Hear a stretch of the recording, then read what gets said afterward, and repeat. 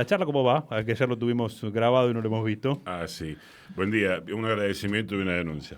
A ver, Gracias por la invitación. ¿y la denuncia? La economía se come siempre la cultura, finalmente. Eh, Esto estaba pautado 11 y 5. ya te dije que todo es cultura y lo anterior también. Y ahí, claro, como Gramsci sirve para todo, me dijeron todo es cultura, la economía también, y me cagaron. Esto es Está parte bien. de la batalla cultural. Está bien.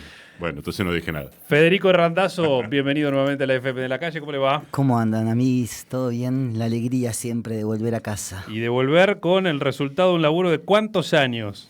11, te diría. Sí, hace 11 años empezó la aventura que no sabíamos que iba a terminar así, pero que, bueno, eso, fueron 11 años de trabajo yupanquiano para estar ahora compartiendo la película terminada. Un Yupanqui al cual conociste desde pequeño, desde ahí empieza un poco este camino.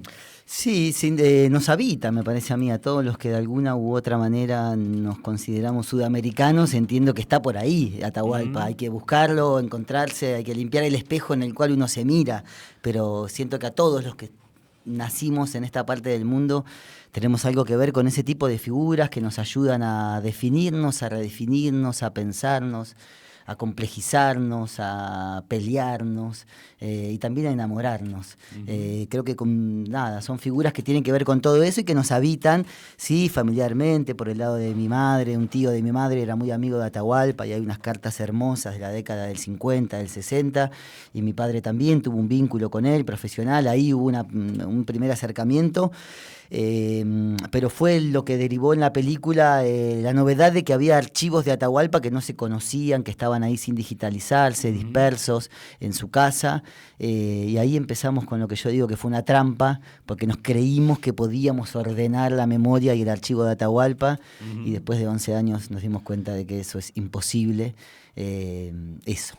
Bueno, y obviamente como muchas, como el mismo género de la biografía también, la posibilidad de visitar un montón de procesos históricos de nuestro país, de un recorrido muy particular también desde las distintas facetas, y esto que vos marcás también de cómo el tipo, no sé si siempre, pero muchas veces a contramano de ciertos procesos o lógicas que se iban imponiendo, ¿no?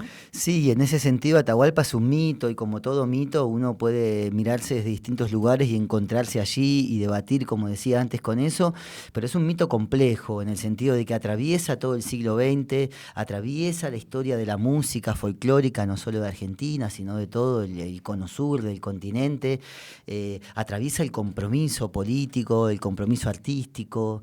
En ese sentido es un personaje muy rico y muy diverso. Y la película trata de elegir primero un recorte de los muchos recortes posibles de su obra, que es este del trashumante, del viajero errante, del peregrino incómodo, inquieto, del hombre desandando los caminos, como decía Atahualpa, y con ese recorte tratar de dar algunas claves para entrar a su imaginario, que es inagotable en un tiempo de película, pero sí algunas claves de su vida personal, algunas claves de su vida política, artística, de sus viajes.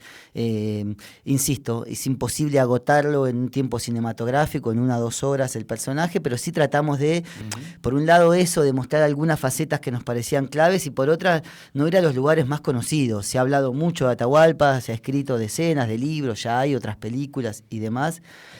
Entonces, trabajar tratando de aportar algo y en ese sentido sumar testimonios que no eran tan conocidos, o algunos datos o miradas que puedan dar como ese fresco donde intentamos reflejar algo de la obra, algo de la biografía y algo del contexto, ¿no? El diálogo entre ese personaje, la obra impresionante que produjo y el contexto en el que eso se fue desarrollando, que fue cambiando y fue complejo, como el siglo XX lo fue para todos. La película se pasa hoy a las 19:30 en Chiclana al 400, ¿no? Sí, en el cine visual. El cine 452. 452. Y yo podría comenzar diciendo que el 18 de diciembre de 2024 he pasado una de las tardes más gratas de mi año, digamos, porque me he dedicado a mirar con atención el documental Atahualpa Yupanqui, un transhumante, y uno que lo viene siguiendo, ha leído cosas de él mismo, que ha escrito. Primera dificultad para contar la historia de alguien es que ese alguien ya la contó.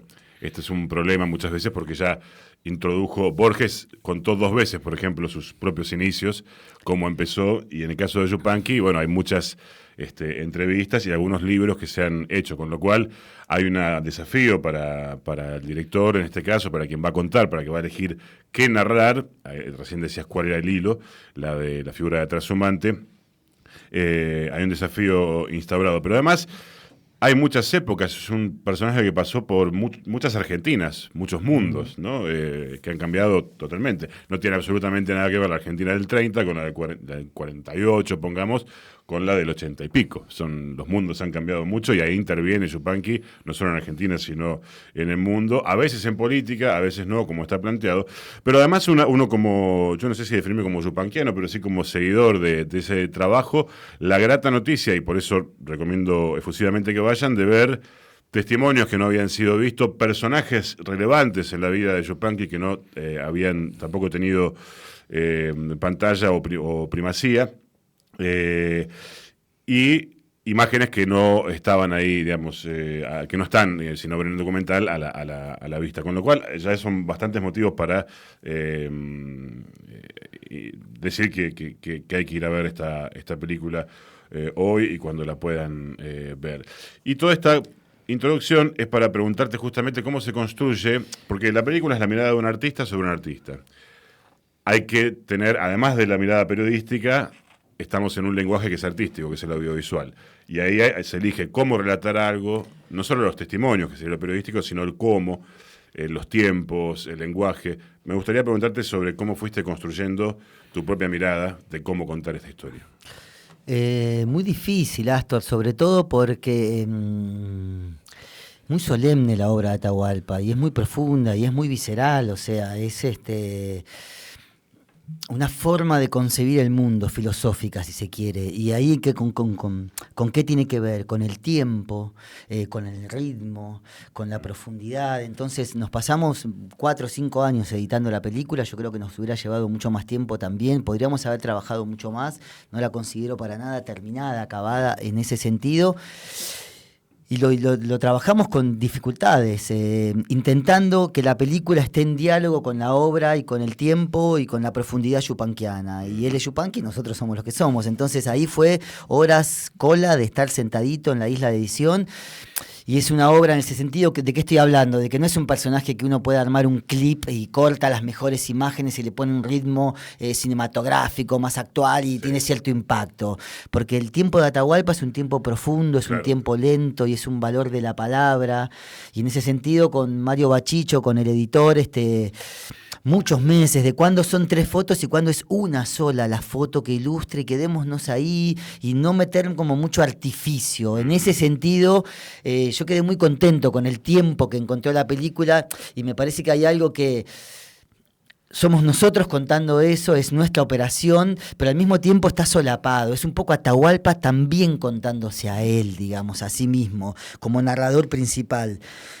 Y en relación a lo que decías al principio, también ahí hay varias trampas, porque es verdad que Atahualpa contó toda su vida, es verdad que muchas de las cosas muy importantes de su vida no las contó, o que por lo menos desde un primer momento, y como otros mitos importantes, vos nombrabas a Borges, pero lo mismo pasaba con San Martín o con tantos otros mitos, que ellos diseñaron y trabajaron muy bien qué es lo que querían que quede de ellos, qué se sabe y qué no se sabe. Y en este sentido Atahualpa es un personaje totalmente montado. Digo, es un hombre que se llama Héctor Roberto Chavero, y hoy en día si sale cualquier cantor popular y se pone a cantar músicas originarias de pueblos a los cuales él no perteneció, y se cambia el nombre y se pone Atahualpa Yupanqui, a mí no me caben dudas de que alguien lo va a acusar de apropiación cultural. Y en el caso de Atahualpa no solo que no pasa eso, sino que pasa lo contrario. Atahualpa se monta ese personaje, pero se convierte en el que más sabe de esas músicas, en el que más viaja recopilándolas y en el que mejor en un punto las interpreta. Lo de mejor es discutible, pero por lo menos en el que le lleva la interpretación a un lugar muy profundo y muy alto. Entonces ahí hay mucha trampa que él montó sobre sí mismo y dejó montada, y esto también que vos decías, el Atahualpa del 70, del 60, blanquea, limpia, que pasan limpio, esconde mucho del Atahualpa del 40, del 30 y del 20. Entonces ahí, en esas tensiones es donde nos interesaba meter el cuchillo, porque Atahualpa también fue leído muy encumbrado, y a mí me parece que la contradicción lo humaniza, no lo baja, que el defecto, que la parte tensionante del personaje, un poco la mugrecita que aparece, lejos de bajarlo, yo creo que lo humaniza y lo sube, porque ahí es donde decís, bueno, no es un personaje de bronce, había un tipo de carne y hueso con los problemas de todos, pero también con un talento, una capacidad y una sabiduría singular. Uh-huh. Estaba pensando por ahí, tiene que ver con esto, la construcción que él hace o algunos temas ahí que quedan planteados en la peli en relación a su militancia política, obviamente la persecución que sufre, el exilio, pero después también los cuestionamientos que él recibe por cantar desde Europa.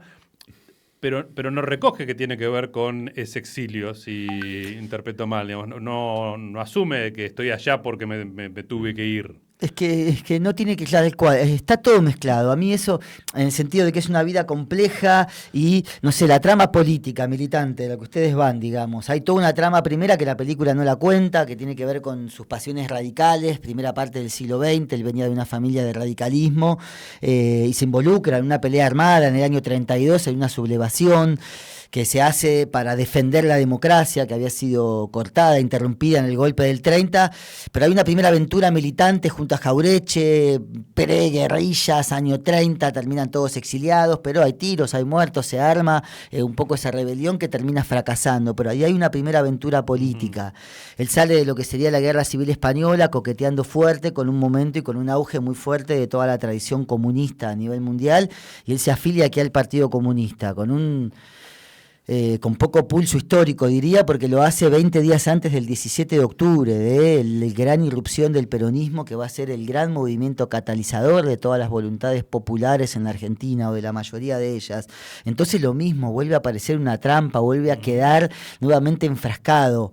Eso a Atahualpa le va a significar toda una persecución que lo saca de escena, y él va a salir de ahí abandonando de algún modo la militancia política, pero sin embargo ese fantasma lo va a perseguir toda su vida. Sale de ahí, no quiero adelantar todo lo que está contado en la peli, pero él sale de ahí peleado con todos. No lo quieren los radicales, no lo quieren los comunistas, no lo quieren los peronistas, no lo quieren los conservadores, y todos lo adoran y todos lo respetan. Pero en todas esas tradiciones políticas es un problema Atahualpa Yupanqui, y hasta el día de hoy yo creo que es un problema, que es una incomodidad, que hay una tensión, que hay temas sobre los cuales es difícil hablarlos, y a mí son los que más me gustan esos. Así que bueno, son los que tratamos de ilustrar ahí en la película para que aparezcan, pero es complejo lo de la militancia y deriva un poco en todo eso otro, digamos, que en Atahualpa se da como esta cosa de... Es quizás el primero que logra enunciar la idea de lo popular en la canción, y al mismo tiempo va un poco siempre a contracorriente, tensionándose. Es el primero que logra pensarnos en términos sociales, de mayorías populares, y al mismo tiempo es una persona súper solitario y que construye desde su individualidad y que no comparte colectivamente escenario con sus pares, sino más bien todo lo contrario, medio que se pelea, discute y debate y habla un poco mal de casi toda la escena artística folclórica con la que compartió. De manera que eso, un personaje singular e incómodo. Uh-huh. Están escuchando a Federico Randazzo Abad, director, realizador de Atahualpa Yupanqui, un trashumante. Hoy 19:30 estrena en el cine visual de Chiclana 452. Bueno, no se puede spoilear, como se dice ahora, porque ¿por qué lo digo? No porque es un lugar común, sino porque la propia experiencia personal, subjetiva y estética de que te vaya apareciendo lo que va apareciendo en el documental implica algo que conviene resguardar, me parece, porque si no uno lo va contando. No pasa nada. Pero alguna cosa te voy a preguntar. Adelante, total, no pasa nada. De todas maneras, antes una más general, que es sobre la idea de trashumante. Hay varios viajes de Yupanqui, ¿no? Porque algunos están ahí contados, algunos mencionamos ya, pero me gustaría volver a ese eje. Uno es a conocer su propio país, porque cuando uno investiga, ahí te podría preguntar, por ejemplo, sobre Isabel Aretz, cuando él va a investigar de qué se trata este país que es tantos países en términos culturales, y después habla él de su expansión en el mundo, no solo en lo que era más habitual, que era si uno era más o menos capitalista, se iba para los Estados Unidos y Miami, si uno era más o menos socialista, se iba para los países socialistas de aquello. Japón, que me pareció un episodio maravilloso también ahí. Atahualpa era un viajero empedernido, y en ese sentido hay 3 recortes que la película trata de contar, atravesar ese siglo XX con Atahualpa, de 3 grandes viajes o 3 grandes movimientos, que son muchos más y demás, es lo que la operación que la peli intenta sintetizar para encontrar un hilo narrativo. El primero de esos viajes, como bien decís, o conjunto de viajes, y a mí me gusta pensar esta idea que hablábamos en la pregunta anterior de lo... Él como un gran enunciador de la idea de lo popular en la cultura argentina y al mismo tiempo siempre un poco peleado a contracorriente, tensionando esa idea.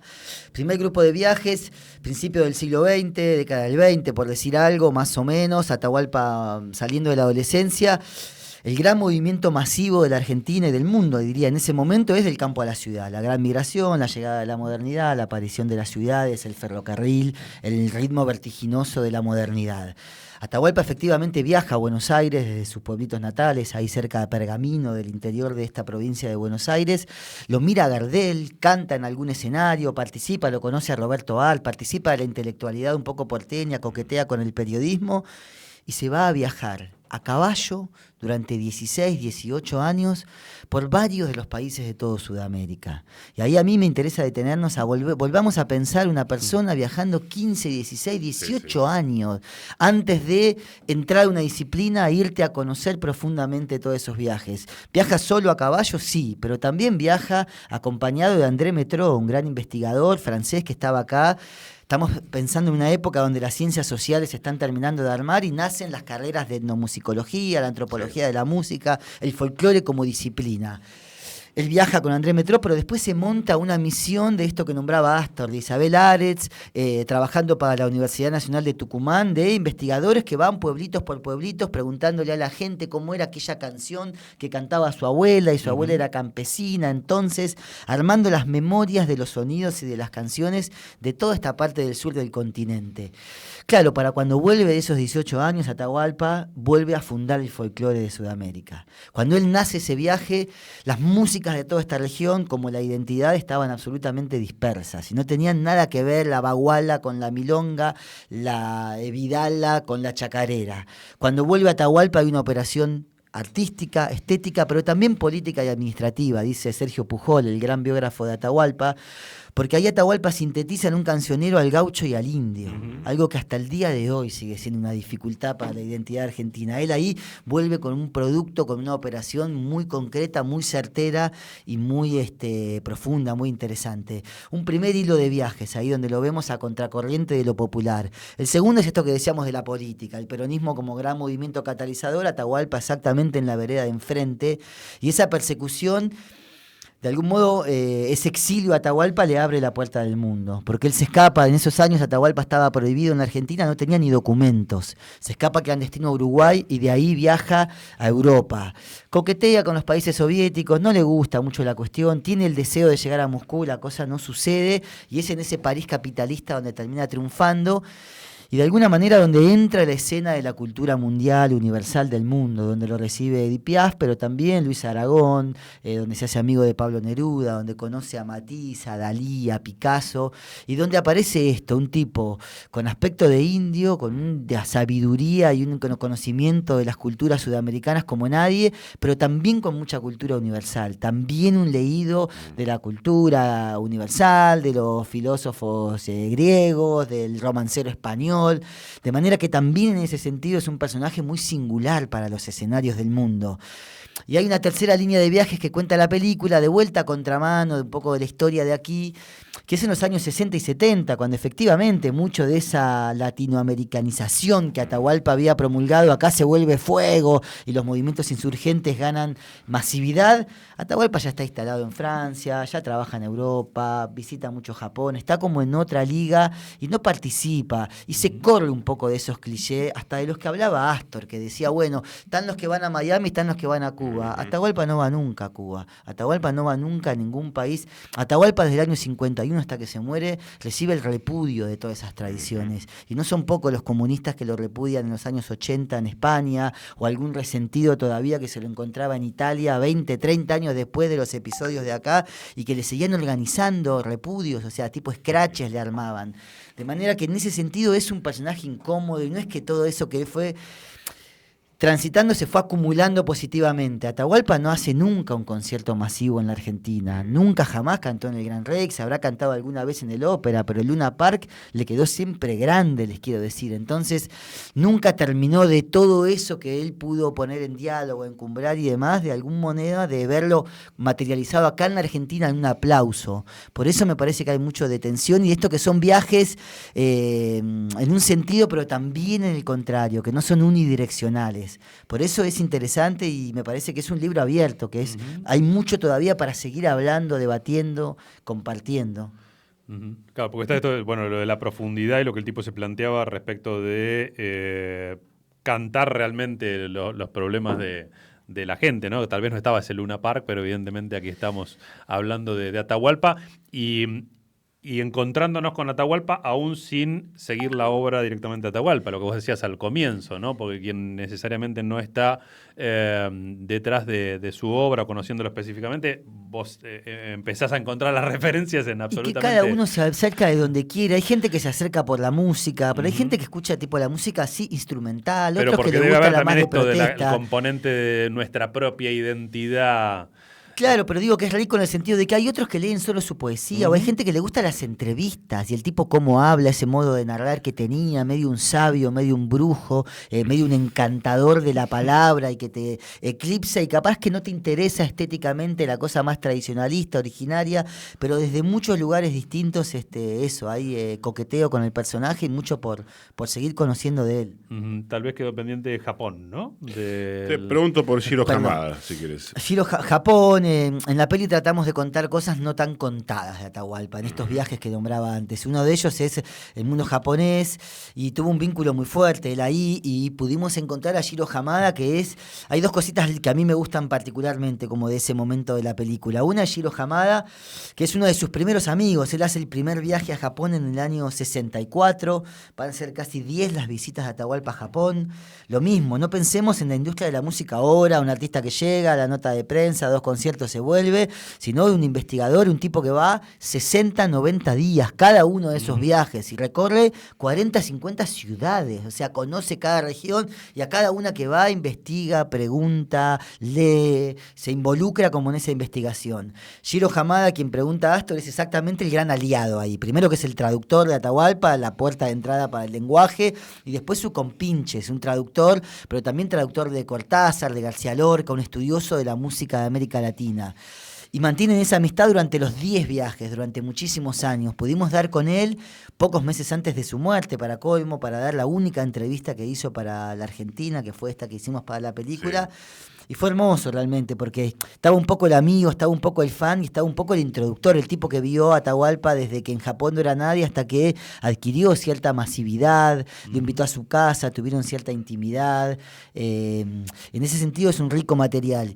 Y otro que me gusta de ese momento, decía, es que hay un testimonio en la película del año, el último día de ese primer viaje de Atahualpa a Japón, marzo del 64, donde después de 2, 3 meses está como fresquito toda la vivencia, y en el último día como que lo está empezando a procesar.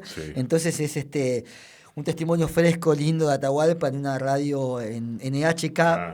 Entrevistado por un colombiano, donde cuenta un poco ese primer impacto que tuvo de toda la cultura nipona y demás, y es un momento lindo de la película, y muy yupanquiano. Él escribió un libro también sobre esa experiencia, y quedó mucho legado de Atahualpa allá. Al día de hoy todavía sigue siendo una autopista muy frecuentada, la de los yupanquianos Japón-Buenos Aires, Japón-Argentina, diría. Volviendo un poco al laburo y la selección del material en sí, esto vos contabas tiene que ver también con el archivo de Atahualpa, al que accedes a través de su hijo, de la fundación. Ahí, ¿de qué se compone ese archivo? ¿Cómo fue la selección también? Es un despiole, porque pareciera que uno llega a una biblioteca, le dan un catálogo, y es llegar a un lugar donde hay una caja de galletitas criollitas tirada atrás de un mueble, y después de estar 2 días te dicen, che, vamos a ver adentro de esa caja, y abrís la caja caja y aparece esta cinta de Japón, que todos te dicen, ¿y esto que andás a ver qué es? Y muy a un costadito le encontramos una palabra que decía Japón, digamos.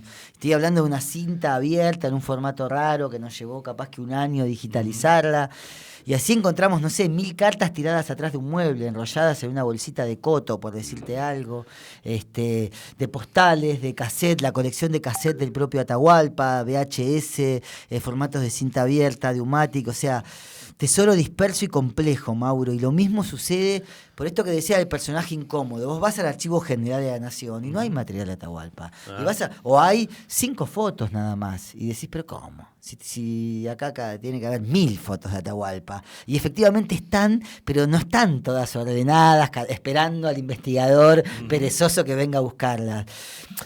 Y también la presunción nuestra de que, por donde anduvo hacia Atahualpa en el año 30, cuando todavía no era masivo tener una cámara de fotos, ya era una personalidad pública. Y si era un mito en el 50, cuando empezaron a aparecer las cámaras, los grabadores, las cámaras de video y demás, tiene que haber en Córdoba, en Jujuy, en Tucumán, en Colombia, en Brasil, en todos los lugares registros. Y empezamos a seguir esos lugares y efectivamente estaba el material. Entonces fue medio enloquecedor porque nos pasamos 5 años abriendo esa línea hasta que en un momento dijimos, esto es imposible, con lo que hay, hagámosla porque nos vamos a pasar la vida. Pero hay mucho material y muy disperso. Entonces tratamos de ir a él, de encontrarlo y de compartir lo más rico. Pero todo muy desordenado. En eso de tu pregunta sí te puedo decir que era muy chupanquiano, es muy incómodo el personaje. Y al día de hoy hay gente que quiere tener, todos los papeles, pero algunos no. Entonces, esos quedan en otra biblioteca y así siempre hay algo que desborda, digamos. Y como les decía al principio, esa es la parte que a mí me gusta. No, yo para cerrar simplemente mi parte, mi aporte, si es que es eso, primero que vayan a verla, sobre todo la audiencia de esta radio. Voy a estar ahí hoy respondiendo preguntas, lleven inquietudes también, estamos acompañando la película en ese sentido justamente para eso. Claro, sí, acompañándolo por distintos lugares donde se está presentando y acá en Bahía en particular. Y después, se podría decir muchas cosas más, se podría seguir charlando, una entrevista tiene sus límites, seguramente ustedes podrán enriquecer su mirada después de verla y ver justamente cuáles son los aportes de Atahualpa Yupanqui, un trashumante. Y Atahualpa Yupanqui dice, uno de los testimonios que se incluyen es cuando él piensa de qué se trata el rol artístico. Y dice que no se trata, no me acuerdo literalmente si era así, de alegrarle entretenerle la buena digestión a nadie. Nadie es artista para entretener la buena digestión de nadie. Sino para preocupar al oyente. Y creo que esta película se podría decir que es yupanquiana porque deja una serie de, además de goce estético y de aportes periodísticos, una serie de reflexiones que no pasan solo a través de la mente, sino de las emociones que implica ver casi un siglo y todo lo que ocurrió a través de esta manera de acompañar un camino que fueron varios viajes. Vayan a verla simplemente. Fede, muchísimas gracias por la visita. Hoy 19:30, entonces la posibilidad de seguir la conversación después de ver la peli. Ahí los esperamos, gracias a ustedes, y ahí nos vemos todos. Chiclana 452, el cine visual, Atahualpa, un trashumante, estreno en Bahía Blanca.